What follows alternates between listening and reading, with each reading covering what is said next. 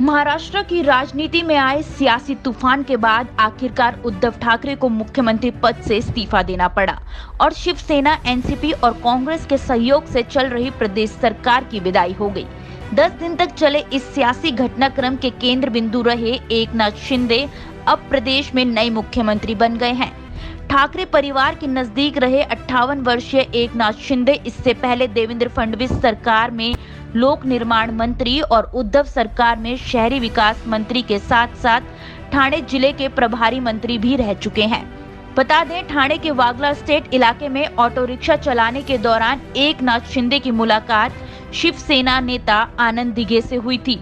इसके बाद वे शिवसेना के कार्यकर्ता के रूप में काम करने लगे। यहाँ काम करते करते लगभग 1.5 दशक बाद वर्ष 1997 में शिंदे ने चुनावी राजनीति में कदम रखा और ठाणे नगर निगम के चुनाव में पार्षद बनने में सफल रहे।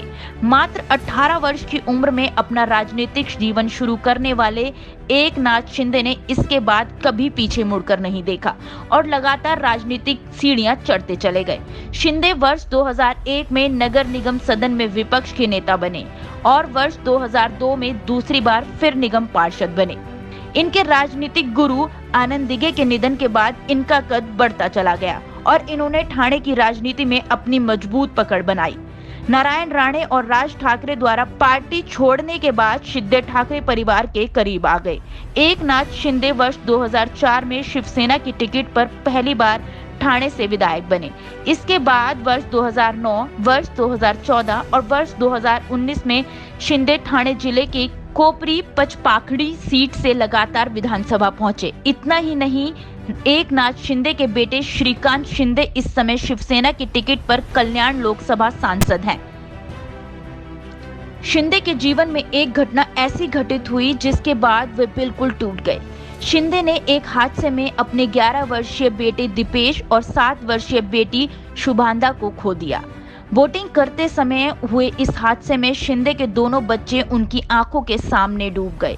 इस घटना के बाद उन्होंने राजनीति तक से किनारा कर लिया, लेकिन अपने राजनीतिक गुरु आनंद दिघे के कहने पर वे फिर से सार्वजनिक जीवन में सक्रिय हो गए।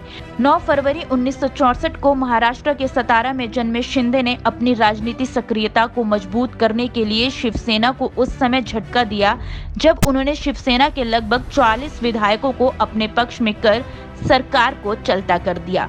तो वहीं शरद पवार और उद्धव ठाकरे को चुनौती देते हुए शिंदे ने भारतीय जनता पार्टी के सहयोग से सड़क से सीएम तक का सफर पूरा कर लिया। Bureau report, V news.